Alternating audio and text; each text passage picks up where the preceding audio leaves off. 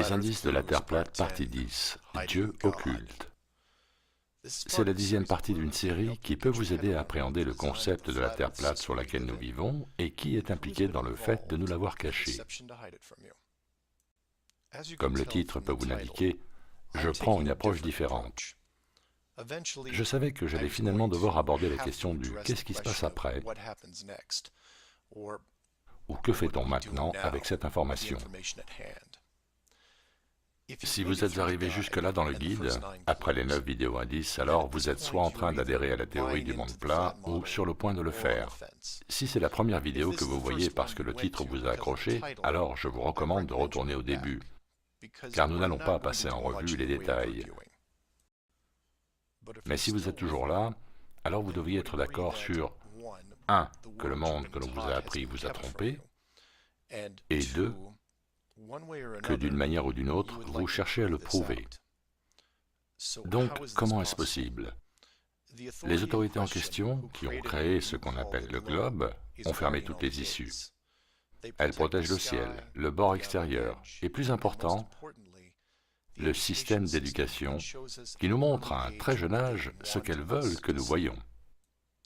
Aucun des auditeurs ici ne possède de vaisseau spatial, ni ne gère un programme avancé de lancement de fusée. Personne non plus ne détient un briseur de glace longue distance. Et alors que certains d'entre vous pourraient avoir un avion privé, je ne recommanderais pas de tester une barrière militaire qui, techniquement, n'existe pas. Mais là aussi, rappelez-vous que ce n'est pas l'histoire de David et Goliath. Ce monde caché ne pouvait pas le rester éternellement. Alors que la civilisation évolue, les outils de contrôle utilisés par l'autorité deviennent plus vulnérables. J'ai appris beaucoup de choses sur les systèmes ces dernières années, et une chose que je trouve des plus intéressantes est que plus le pouvoir est stratifié, plus vous avez de chances de pouvoir en tirer avantage. Mais peut-être que je m'exprime en charade là. Je devrais plutôt le résumer à ce qui peut être fait en vous montrant ce qui est caché, ce qui est important, et comment le partager avec les autres sans avoir l'air d'un fou. Pour être clair, et je n'insisterai jamais assez, ne commencez pas une conversation avec les mots « Terre plate ». Faites comme dans Fight Club. La première règle du club des platériens est de ne jamais parler du club des platériens. Avant que vous ne commenciez à éveiller votre conscience et à faire toutes ces recherches, vous étiez comme moi. Vous vous moquiez et vous rigoliez de tout ce qui était Terre plate. Vous êtes peut-être allé plus vite que les autres, mais la réaction instinctive de 90% des gens trouve son origine le jour où ils se sont assis dans une salle de classe et regardaient un globe. Visionnez d'autres vidéos, pas juste les miennes. Des types ont mis en avant quelques excellents arguments et posé des questions que les gens peuvent comprendre. Je vais vous proposer 3 questions très importantes que vous pouvez utiliser. Chacune précédée d'une affirmation, et cette affirmation est une motivation pour différents groupes de personnes. Si vous n'êtes pas vous-même dans un de ces groupes, je suis sûr que vous connaissez des gens qui le sont. La première affirmation est la suivante. Vous êtes occultés. Que veux-je dire par là? Bien, cela nous ramène aux indices 7 et 9 qui parlent des vols commerciaux dans l'hémisphère sud. Si vous êtes dans un avion au-dessus de l'hémisphère sud, celui-ci n'est pas suivi. Comment pouvez-vous l'utiliser pour découvrir la vérité? C'est simple, c'est rapide, et ça ne coûte rien. Quel que soit le pays où vous vivez, envoyez un mot à votre représentant local ou régional et posez-lui cette question. Pourquoi les citoyens de mon pays ne sont-ils pas suivis par le système GPS lorsqu'ils volent au-dessus des océans? Et rappelez-leur que le GPS est un système global, non partiel, et que sans GPS, il peut arriver n'importe quoi à l'avion, sans que personne ne sache où il se trouve. Et pendant que vous y êtes, dites-leur aussi que le GPS est un système conçu par le département de la Défense US, qui ne fait jamais rien de petit. Le système en service actuellement semble avoir d'énormes trous volontaires dans sa couverture de l'hémisphère sud. N'utilisez pas les mots terre plate. Dites juste que vous êtes inquiet pour votre sécurité, celle de vos proches et celle de vos concitoyens. Vous répondra-t-on? Peut-être. La réponse sera-t-elle satisfaisante? Aucune chance, car ils ne savent que ce que les militaires veulent bien leur dire. Par contre, ce que cela pourrait faire, c'est créer un buzz dans certains cercles, ce qui pourrait s'avérer utile plus tard. Plus vous contactez de politiciens ou de hauts fonctionnaires, plus le buzz est fort. L'objectif ici, comme vous pouvez le comprendre, est l'indignation publique. La deuxième affirmation est la suivante. La richesse est occultée. Ce que je veux dire se trouve dans l'indice 2 et tout ce qui concerne l'Antarctique.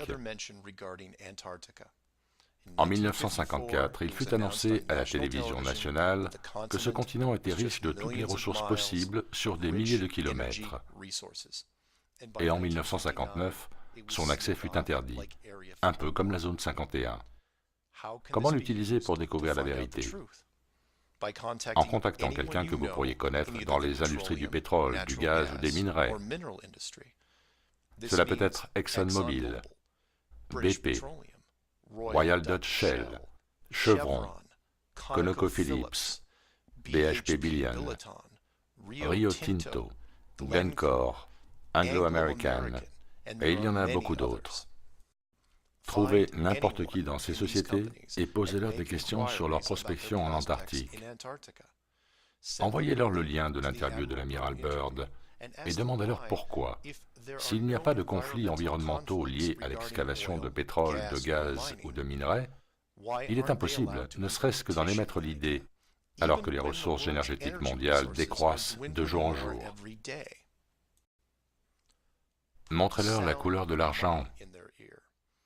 Ils peuvent ne pas être capables de franchir la ligne rouge établie depuis des décennies, mais cela créera un buzz d'un autre genre, celui de la cupidité, et des ressources intactes ne demandant qu'à être récoltées.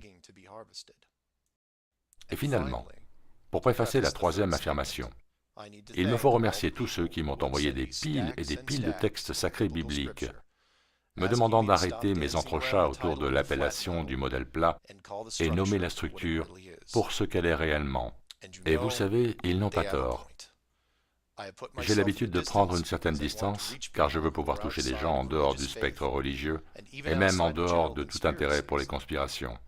Mais par rapport à tous ces groupes religieux qui m'ont contacté, je peux cependant maintenant dire, avec conviction, la troisième affirmation. Dieu est occulté. Quelles que soient les dénominations que j'emploie pour le modèle plat, les plus anciennes proviennent des textes les plus anciens. L'un d'entre eux est le firmament.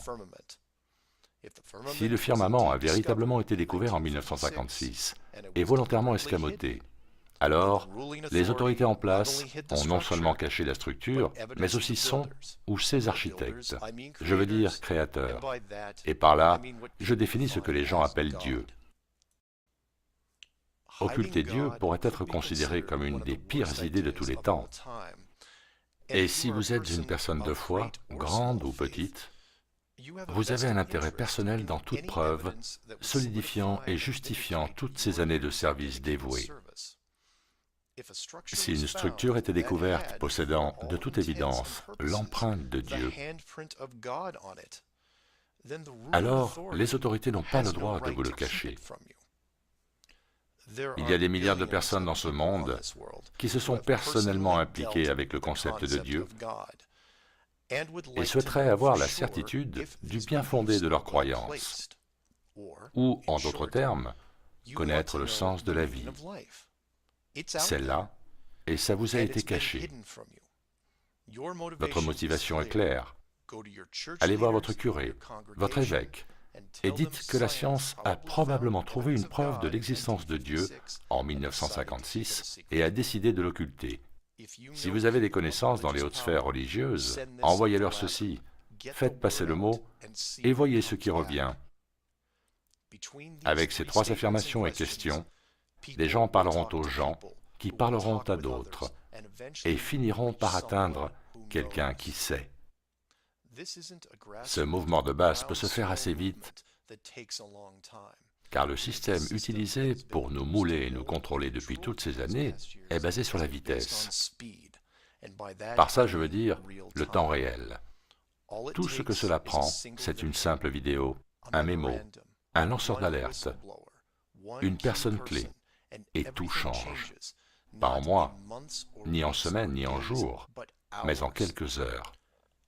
En quelques heures, tout peut changer grâce à la vitesse. Partout dans le monde, les consciences s'éveillent. Les gens portent sur le ciel un nouveau regard, et les choses commencent à aller mieux. Une personne, c'est suffisant. Une personne qui s'avance et dévoile ce qui a été caché pendant si longtemps. Peut-être quelqu'un qui n'en peut plus de toute cette farce. Peut-être quelqu'un rongé par la conscience d'avoir été complice dans le secret. Peut-être que vous, qui écoutez, cherchez une raison de sortir du lot. En voilà quelques-unes. Et si vous ne voulez pas vous exposer et devenir un héros, je le comprends. Mais quelles que soient vos raisons, vous pouvez rester anonyme, partager ce message et nous aider à rendre ce monde meilleur, car il peut l'être. À tous les autres, donnez-leur une ouverture, donnez-leur l'opportunité et le support dont ils ont besoin, afin que nous puissions récupérer ce qui reste de notre civilisation, car nous en avons besoin plus que jamais. Je continuerai de faire passer le message aussi longtemps que je le pourrai, dans l'espoir qu'après l'avoir entendu, chacun puisse voir le monde avec un regard neuf, et je vous encourage à faire pareil. Et peut-être un jour, apprendrons-nous à traiter les autres mieux que nous-mêmes. Merci de votre attention. C'était Mark Sargent.